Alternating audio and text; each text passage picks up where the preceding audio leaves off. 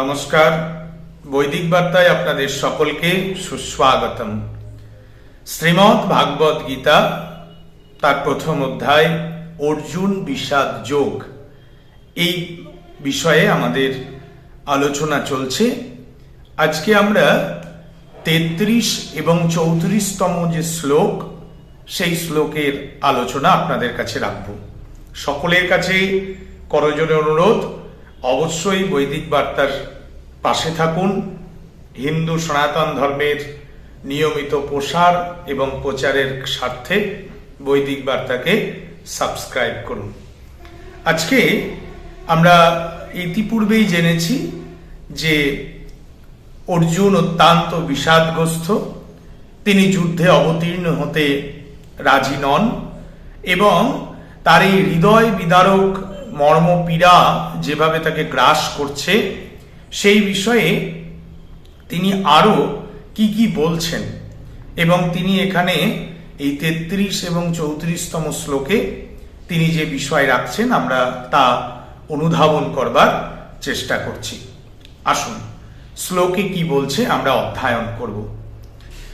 যেষাম অর্থে কাঙ্ক্ষিতং নৌ রাজ্যং ভোগ সুখানি চ ত ইমে অবস্থিতা যুদ্ধে প্রাণং ত্যাক্ত্বা ধনানি চ। অর্থাৎ আমরা যাদের জন্য রাজ্য ভোগ সুখ ইত্যাদি কামনা করি, তারাই সকলে অর্থ এবং জীবনের আশা ত্যাগ করে যুদ্ধার্থে উপস্থিত হয়েছে। অর্জুন অনুভব করছেন যে যাদেরকে নিয়ে আমরা এই রাজ্য সুখ চাইছি, আমাদের চিন্তন, আমাদের মনন, আমাদের দর্শন, আমাদের অনুধাবন, যে আমরা সকলকে নিয়ে একটি সুখের রাজ্য আমরা তৈরি করব বা সেখানে আমরা সকলেই থাকব। কিন্তু আমি অনুধাবন করছি, বা অর্জুন নিজে এটা অনুভব করছেন, যে কিন্তু এখানে যারা উপস্থিত হয়েছেন, আমার ভাতৃস্থানীয়, আমার সহোদর, আমার পিতৃস্থানীয়, আমার শ্বশুর কোল, যারা এই যুদ্ধক্ষেত্রে অবতীর্ণ, এদের জীবনের আশা এবং জীবনের অর্থ, তারা সেই অর্থকে তারা বাজি রেখে তারা যুদ্ধে অবতীর্ণ হচ্ছেন। সুতরাং অর্জুন বিষাদগ্রস্ত যে তাহলে এই যুদ্ধের বা এই যুদ্ধ করে এই হত্যা আর এই ভয়ঙ্কর হত্যা লীলার পর আমার রাজ্য সুখ ভোগের কি প্রয়োজন।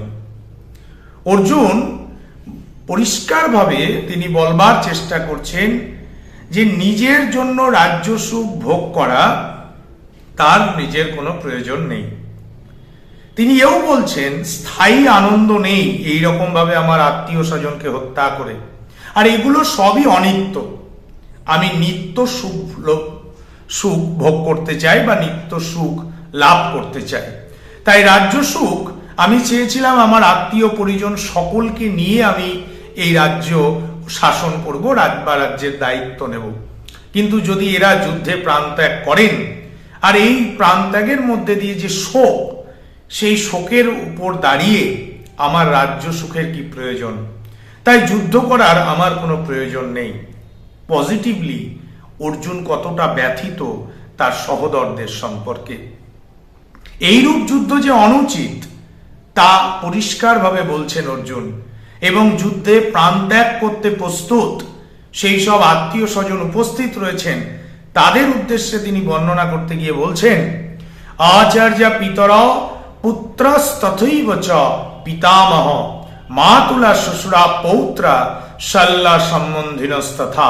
অর্থাৎ আচার্যগণ, পিতৃব্যগণ, পুত্রগণ, পিতামহগণ, মাতুলগণ, শ্বশুরগণ, পৌত্রগণ, শালকগণ এবং আরো বহু স্বজন বান্ধব যারা আমার বিপক্ষে এই যুদ্ধে অবতীর্ণ হচ্ছেন। এবং জগতের মানুষ তাদের প্রিয় আত্মীয় বন্ধুদের জন্যই ভোগাদি সংগ্রহ করে, আমরাও করি। আমি আমার সন্তান, আমার প্রিয়জন, আমার পরিবারের কল্যাণের জন্য আমি অর্থ সঞ্চয় করি, অর্থের পরিবেশ নির্মাণ করি।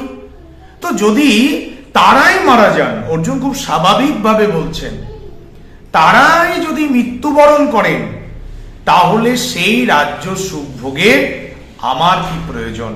আর এর দ্বারা আমি তো আর সুখ অনুভব করব না। আমার এই যে শোক, যে গ্লানি, যে দুঃখ উৎপন্ন হবে, তার মধ্যে দিয়ে আমি বাকি জীবন আমার হৃদয় আমায় দংশন করবে। যে আমি ভাতৃ হত্যা করে, আমি আমার পিতৃব্য, আমার আচার্যগণকে হত্যা করে আমি এই সুখ ভোগ করতে চাইছি, এ কোন দিশা ভগবান আপনি আমায় দেখাচ্ছেন? এইরকম একটি পরিবেশ অর্জুন তুলে ধরতে চাইলেন। আজ এইটুকুই। সকলে ভালো থাকুন, সুস্থ থাকুন। হরে কৃষ্ণা। ওম তৎসৎ। ধন্যবাদ।